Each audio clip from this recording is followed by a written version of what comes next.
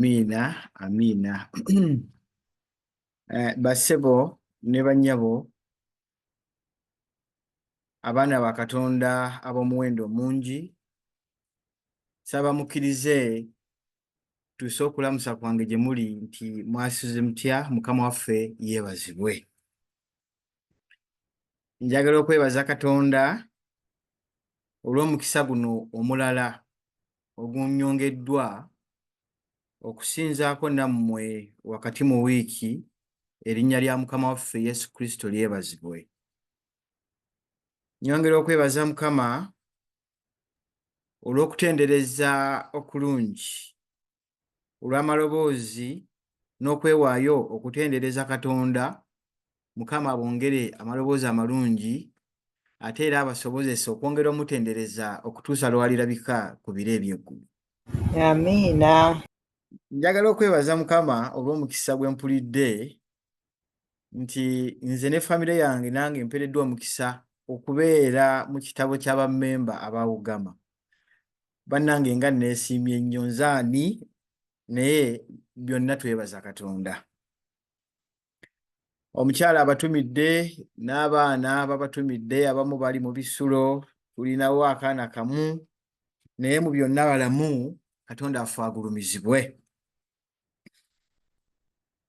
Olunaku olwaleero nga tugenda okubaako kye tuyiga, nsaba mukkirize tuddemu era twewonge mu maaso ga Katonda. Era katusabe bataata ne bamaama. Katonda Kitaffe omwagalwa, osaanidde okusinzibwa ku nsi ne mu ggulu. Weebazibwe nnyo Mukama olw'obulungi bwo, olw'obulabirizi bw'oteeka eri buli ssekinnoomu ku nsi.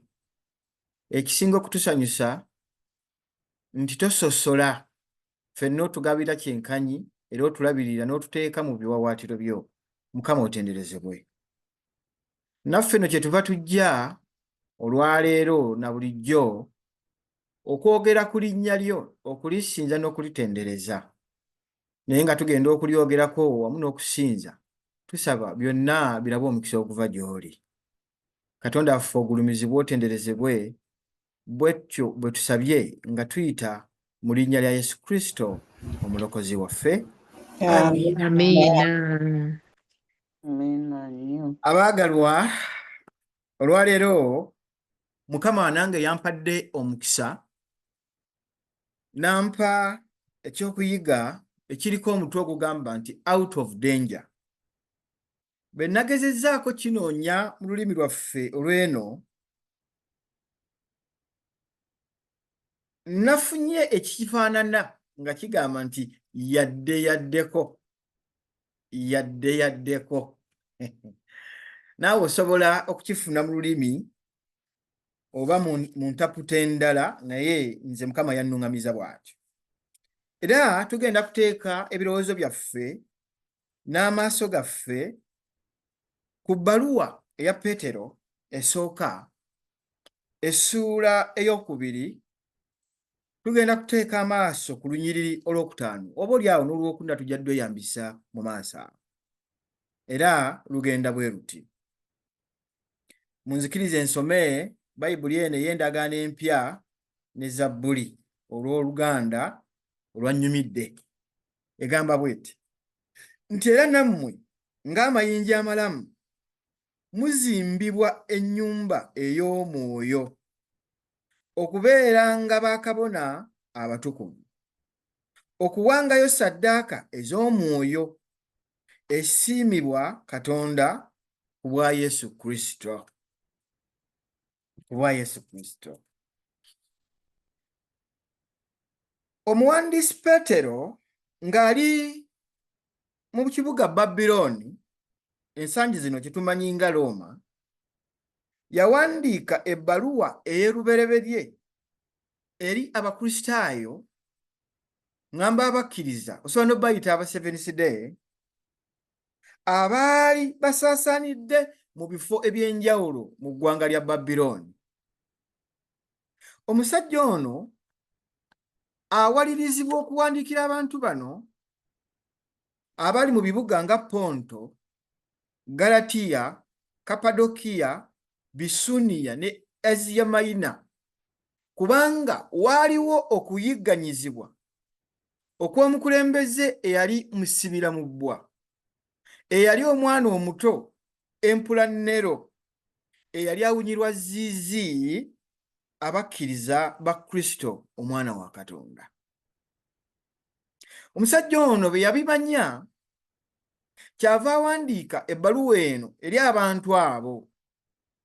Njagala okukkiriza nti baba yawandiikira abakkiriza abali mu bifo eby'enjawulo, ng'ate naffe tuli bakkiriza abatudde mu bifo eby'enjawulo, mwana wattu, ebbaluwa eno ya nsonga, ebbaluwa eno etukwatako, ebbaluwa eno tusaanidde tugimanye mu kusinza kw'olwaleero.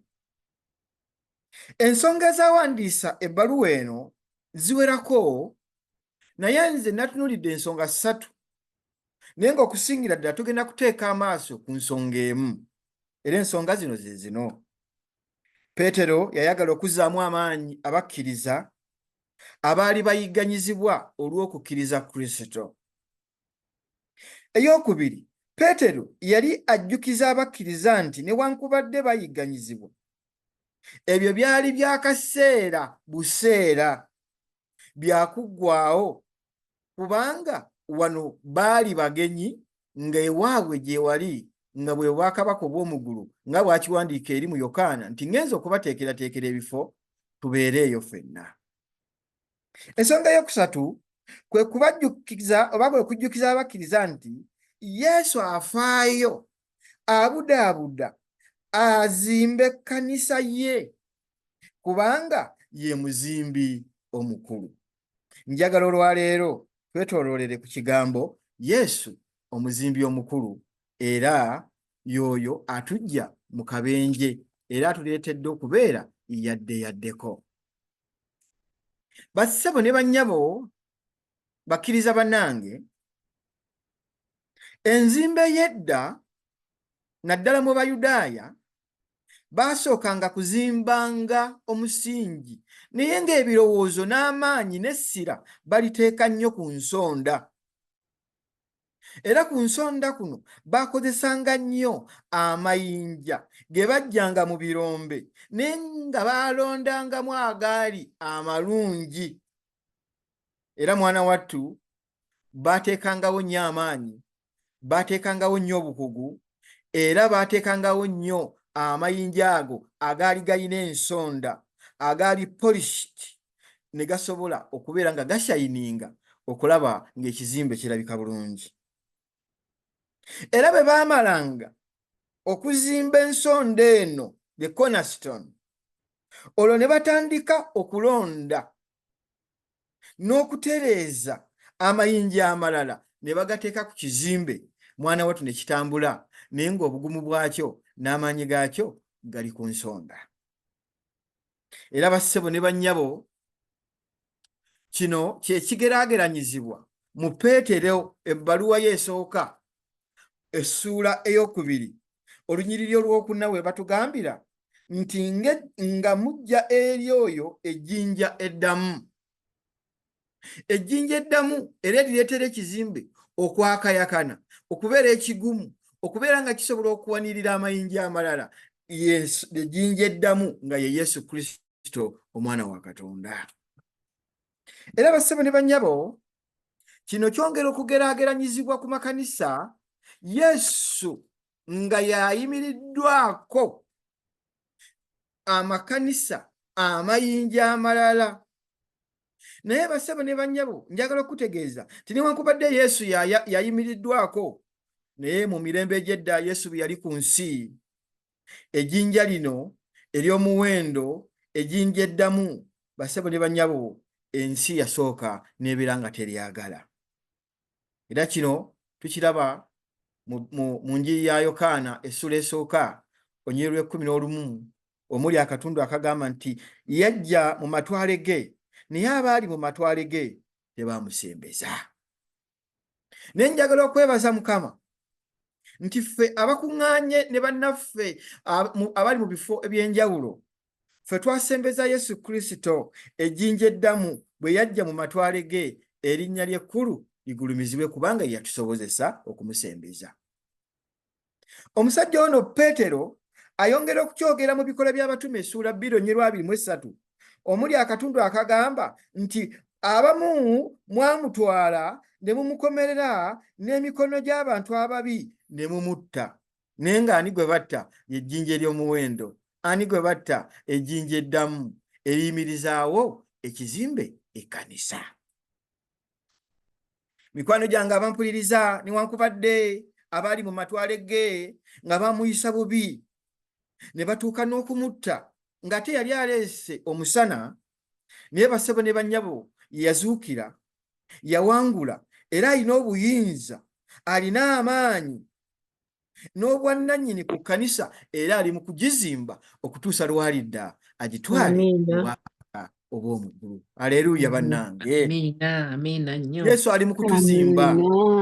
Yesu ali mu kutuzimba mu ngeri ez'enjawulo. Nsaba Yesu ayongere okutuzimba ffenna asobole okututuusa mu bwakabaka obw'omu ggulu.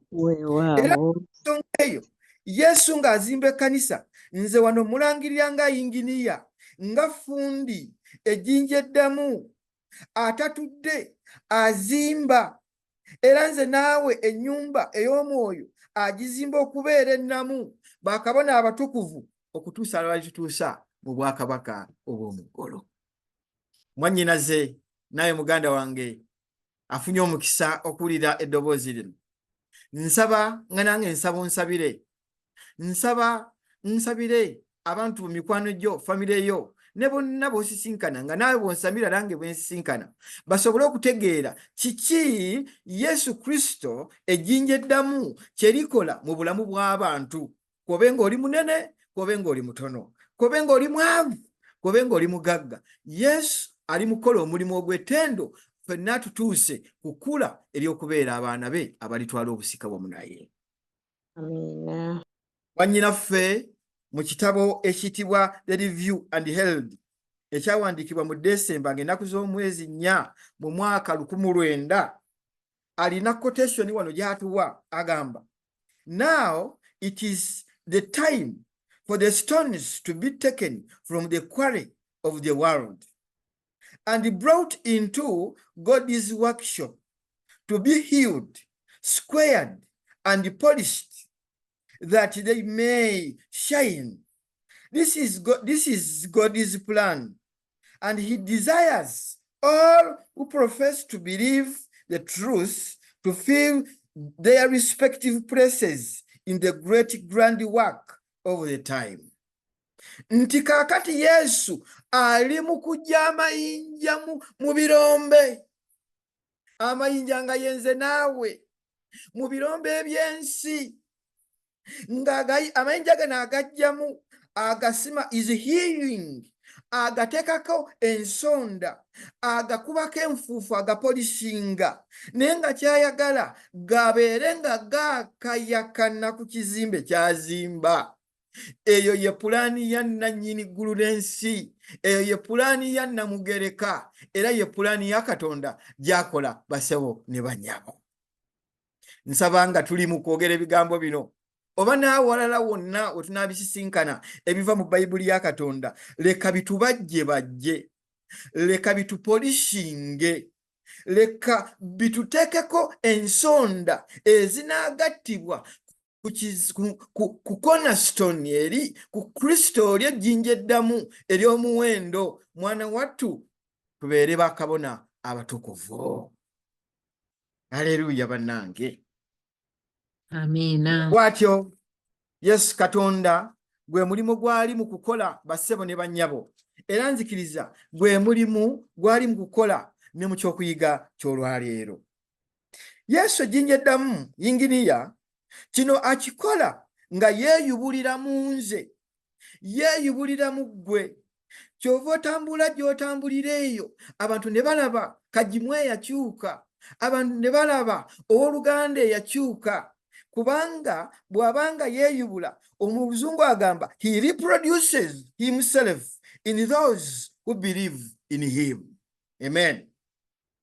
Pawulo mu Bakolinso ekyokubiri essuula ey'okutaano olunyiriri olw'17 njagala mumperekereko nalwo tululabe kiki kye lugamba. Bakolinso ekyokubiri essuula 5 olunyiriri lwa 17. Mujjukire nti nsoma mu ndagaano empya ne Zabbuli.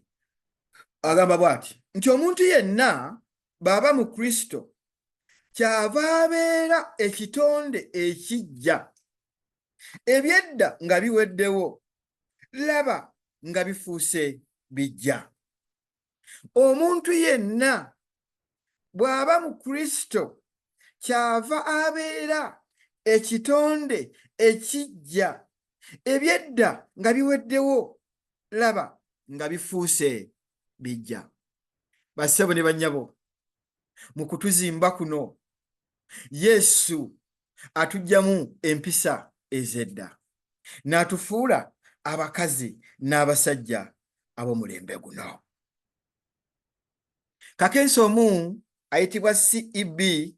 Cranfield yawandiika ng'agamba nti the world knows nothing how the precious living stone combines with the living body of God's people.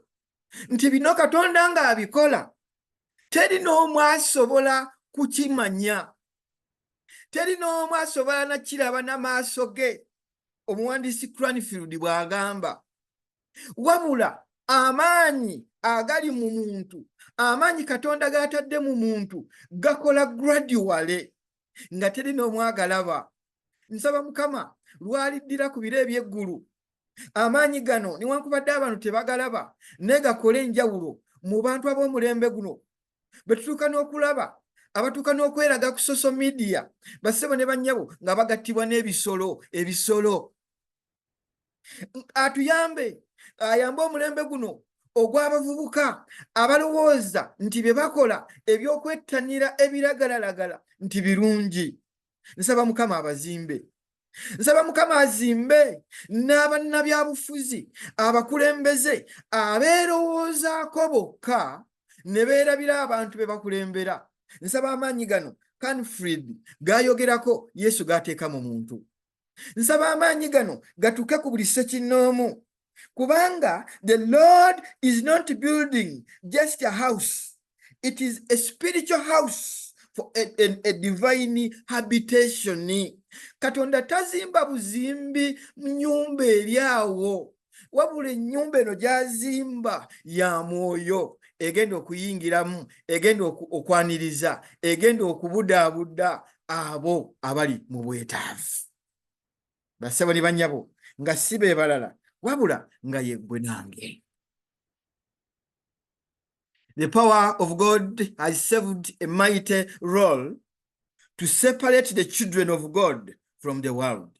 Amaanyi ga Katonda gakoze nnyo era gakyakola okwawukanya abaana ba Katonda ku mulembe guno ogw'ensi ogututwala kantindiggwa. Bassebo ne bannyabo, njagala okukutegeeza nti we are to occupy some place in the Lord's spiritual temple.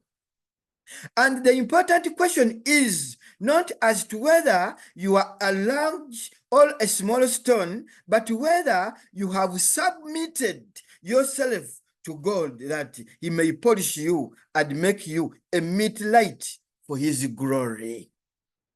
Ekikulu kiri wano nti era ekibuuzo ekinene kiri nti waddeyo eri Katonda oba oli jjinja ddene. Oyinza okuba ejjinja eddene ng'olaba oli munene mu by'ensimbi, ng'olaba oli munene mu by'obuyinza, ng'olaba oli munene ku kyalo. Tafuddeeyo oba oli mutono otya, tafuddeeyo oba nga n'ekyalo kikulaba oli mutono, naye ekikulu kiri nti weewaddeyo eri Katonda akubajjebajje, akupolishinge, asobole okufuula ekitangaala eky'obulokozi. Yesu ayagala tugande kusinziira ku sayizi zaffe, tugande kusinziira ku nfuna zaffe, tugande kusinziira ku sitetasi yaffe, wabula tusinziire ku kuwulira eddoboozi nga lituyita titweweeyo eri omusajja wa Katonda, eri Katonda mwene asobole okutupolisinga tubeere nga tusaanidde okubeera ekitangaala eri oyo anaaba atulaba. Mikwano gyange abaagalwa, njagala okubategeeza nti Katonda afaayo nnyo okulaba ng'atufaako. Newankubadde nga tutambula ng'abalwadde, newankubadde ng'omulaba agezaako okutulwaza, ne twebaze Mukama olw'okufaayo kwe, kubanga ayagala tubeere nga tusaanidde. Lumu nakyalirako omulwadde eyali mu intensive care. Mulwadde bw'abeera mu intensive care tebakkirizaayo muntu yenna okuggyako dokita. N'omulwadde n'omujjanjabi ow'omugaso ennyo, kitegeeza bw'aba omwami mukyala we, bw'aba omwana taata oba maama. Ne mwana wattu nange nafuna omukisa ne nzikirizibwa okugenda okukyalira ow'oluganda eyali omulwadde. Naye bwe natuukayo mu kasenge, oluvannyuma lw'okunkunya ennyo, oluvannyuma lw'okuba nnyonnyola ennyo nti nze musumba we, ne banzikiriza nnyingire. Naye bwe nayingira omulwadde n'amwenya. Haleluya bannange. N'omulwadde ng'amwenyezza, nange nabuuza omujjanjabi yaliwo ne dokita nti ali atya, ne baŋŋamba is out of danger. We najja omutwe gwange out of danger. Ali yaddeko. Abange, bwe tusembeza Yesu Kristo, we are candidates of heaven, not candidates of hell. Bwe tusembeza Yesu Kristo, tubeera out of danger. Bwe tusembeza omwana wa Katonda, ejjinja eddamu. Bwe tusembeza omwana wa Katonda, ejjinja ly'omuwendo, tubeera yaddeko mu nsi eno. Newankubadde ebintu bingi bisobola okubeera nga bihappeninga, naye batuweera obujulizi nti abo tebasobola kukola ekyo. Haleluya bannange. Amiina. Ewaffe gye ndi nasisinkanako omu ku bakazi eyali omusevenisidde. Omukazi ono n'aŋŋamba timusumba ebyeggulu mbimanyi, olwono nga ngenza omukyalira. Era kye mmanyi mu ggulu, mwe abasumba naddala abaseveniside, mwe mugenda okubeera ku mulyango nga mwaniriza abanajja mu ggulu. Konza haleluya bannange. Abange, because we are out of danger, n'abantu batulowoozesa nti mu ggulu tulina omulimo omunene ogw'okwaniriza abo Yesu baanabakkiriza ogenda mu bwakabaka obw'omugulu. Amiina. Ogenda okwaniriza abanaayingira mu ggulu, ensi bw'etyo bw'ekimanyi. Era Pawulo kyava agamba mu Befeso essuula ey'okubiri, we njagala tusome olunyiriri olwa 21 n'22. Ayina ebigambo wano byagabana naffe bye njagala tugabane ffenna, because we are out of danger. Agamba bw'ati, agamba nti mwoyo buli nnyumba yonna bw'egattibwa obulungi ekula okubeera yeekaalu entukuvu mu Mukama waffe. Mwoyo ndi ku 22, era nammwe muzimbibwa wamu okubeera ekisulo kya Katonda mu mwoyo. Haleluya bannange. You are coming to Jesus. Okugenda kwange eri Yesu ejjinja eddamu anzimbamu ekisulo. Twagambye ekisulo kino, it is a habitation center. Ekisulo kino kuŋŋaaniro ly'abantu. Ekisulo kino kizimbibwa okwaniriza buli muntu. Nga neesiimye okuba nti Yesu afuba okulaba nga nzimbamu mbeere ekisulo ekirimu omwoyo wa Katonda. Amiina. Mwandiisi omu ayitibwa Brian Hardin agamba Just as our bodies need a balanced diet, our souls require a steady diet of a living, precious, chosen stone. Hallelujah. Nti nga omubiri gwaffe bwe gwetaaga a balanced diet, nga bwe gwetaaga emmere ezimba omubiri, bwe tutyo bwe twetaaga diet enywevu, enzimbe gguluggulu, ng'ezimbiddwa ku jjinja ery'omuwendo eryalondebwa eddamu nga si ddala ye Yesu Kristo, omwana wa Katonda. Amiina. Mikwano gyange abaagalwa, we need a steady diet of that living, precious, chosen stone. Twetaaga ebyokulya, twetaaga okuyimba, twetaaga okunyumya, twetaaga okugabanako ne bannaffe ebyo ejjinja eddamu Yesu Kristo bye lyagala tukole, ensi nayo ejja kwongera okuzimbibwamu. Omuwandiisi w'oluyimba George G. Hug kyava awandiika oluyimba olugamba nti tewali wa mukwano. There is not a friend. Omusajja ono agamba ti oluyimba luno yaluwandiika owaaliwo olutalo wakati w'Abajapaani n'aba South Africa. Bw'awandiika oluyimba luno ng'olutalo lunyiinyiitidde, nga buli omu yeerwanako yekka, naye ye bwe yakizuula nti Yesu yasobola omutaasa obuzibu bwe yalimu, kyava akompozinga ebigambo bino ebyali biwandiikiddwa omusajja omulala, n'abiwandiika n'abitereeza ne bivaamu sitanza zino ennya ze tuyimbye obulungi eziraze nti Yesu ddala wa mugaso, Yesu ejjinja eddamu lya mugaso, Yesu ejjinja eddonde lyetaagibwa buli muntu.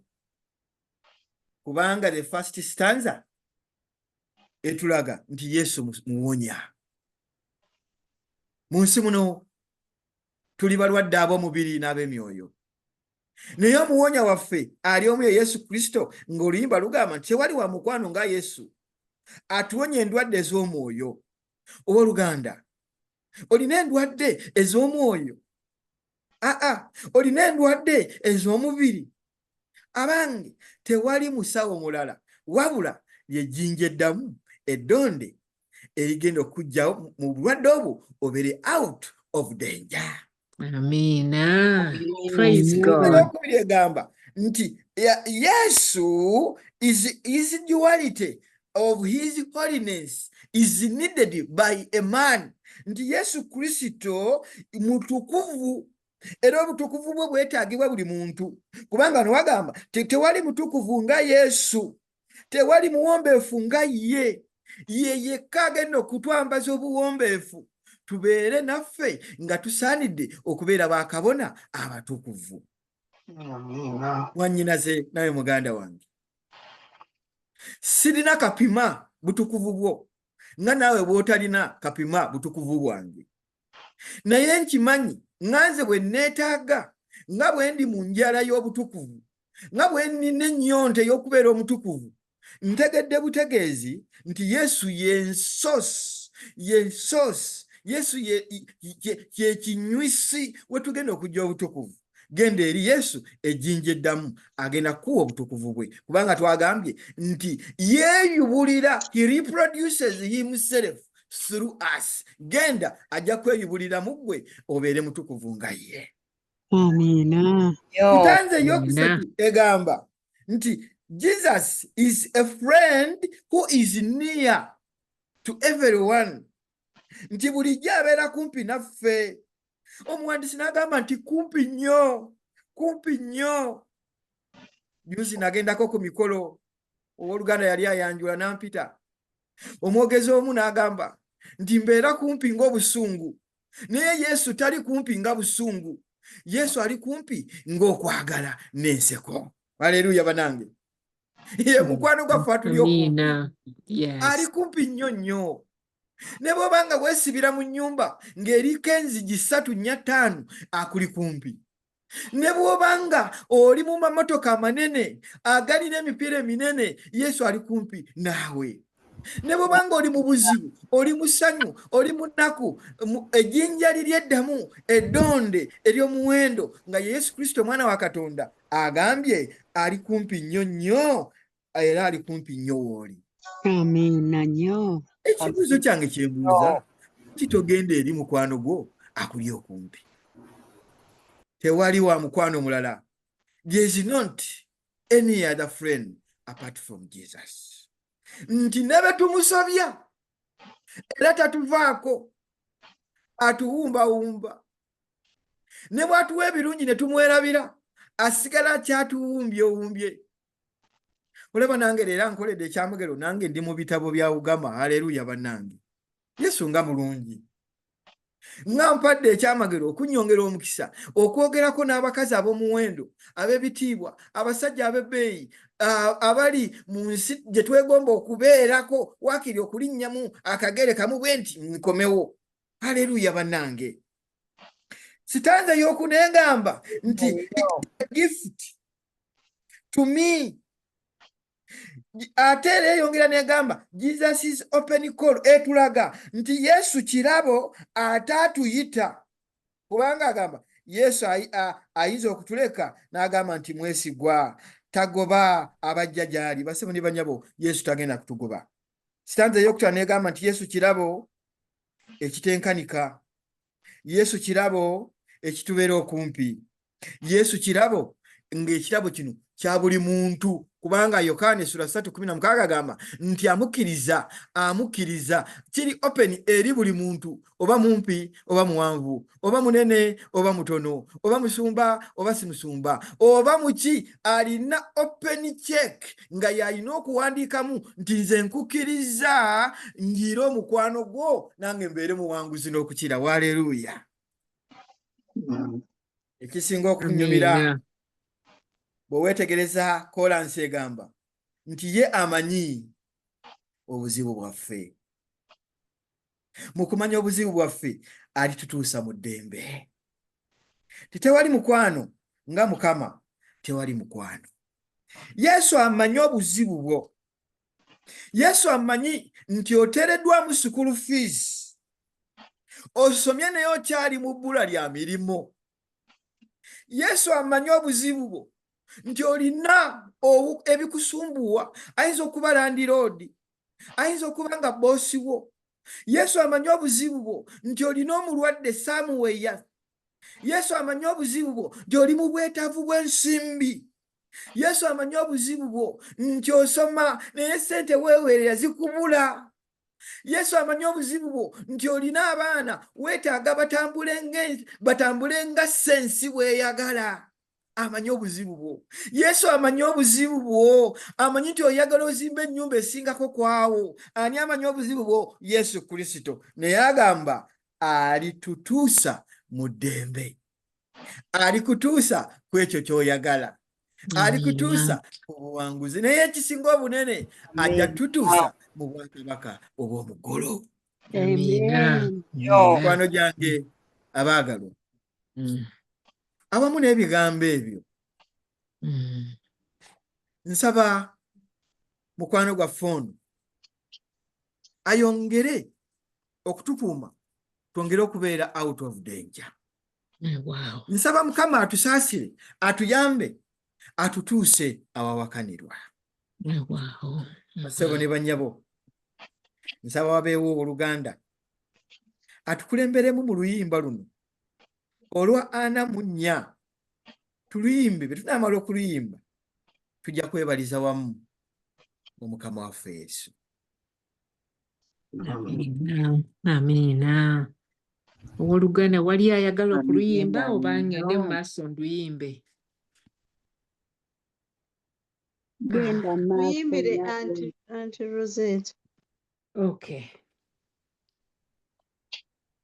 Namba 44.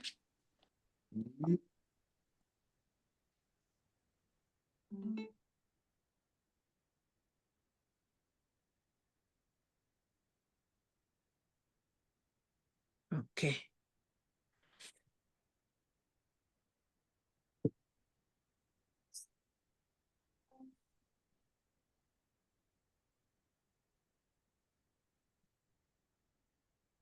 Tewali mwana wa Yesu, tewali, tewali, atunya endwadde z'omwoyo.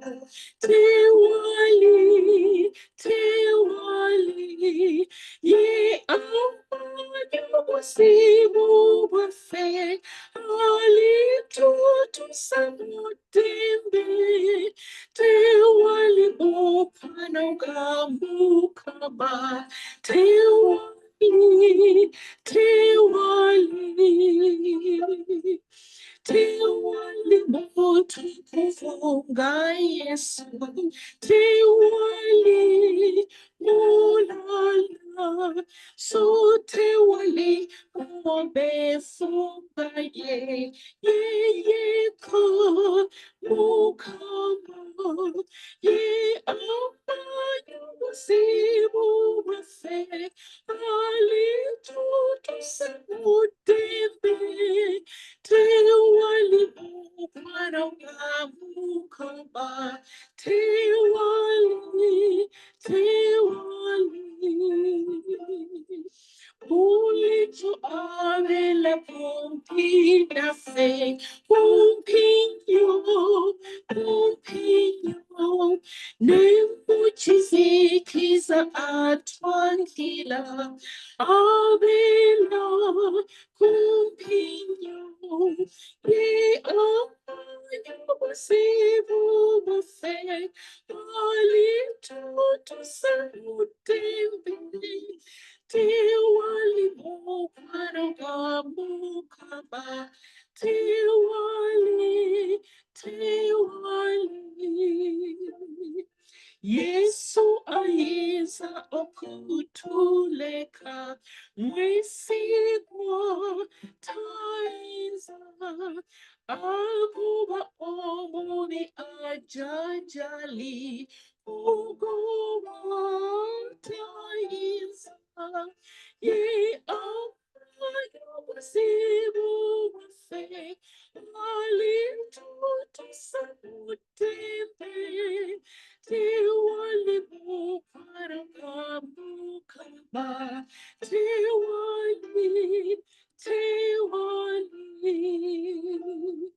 Kirabo ki ekyekkaana Yesu, tewali nakimu, alitutuusa gy'ali okuno, agambye nti weewaawo, ye amanya obuzibu bwaffe, alitutuusa mu ddembe.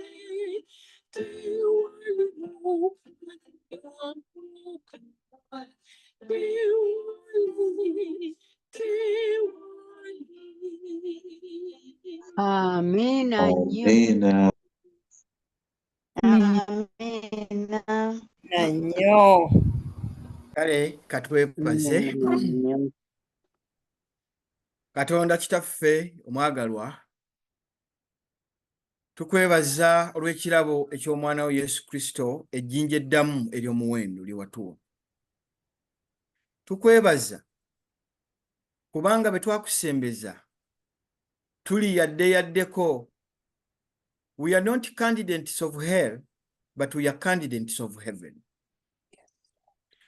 Weebazibwe Mukama kubanga otusobozesezza okugabana ebigambo bino. Nsaba Ayi Katonda waffe, oyongere okutuzimba, tusobole okufuuka bakabona abatukuvu, tusobole okubeera ennyumba enaasobola okuddikirwamu buli muntu akwetaaga. Abadde bona abazaana bo abadde ku mukutu guno, nsaba ekisa kyo n'eky'omwana n'eky'omwoyo mutukuvu kyongere okubeera gye bali. Abadde mu kusinza okwaleero, leka omukisa guno ogw'omwana n'omwoyo mutukuvu gubeere eri emirimu gyabwe n'obulamu bwabwe. Ntegeddeko nti waliwo okulonda okugenda mu maaso. Ayi Katonda waffe, luŋŋamya okulonda okwo kutambule n'emirembe. Yesu, tusaba oyongere otwongera omukisa omulala ogw'okuyigako, bwe tutyo bwe tusabye nga tuyita mu linnya lya Yesu Kristo omulokozi waffe. Amina.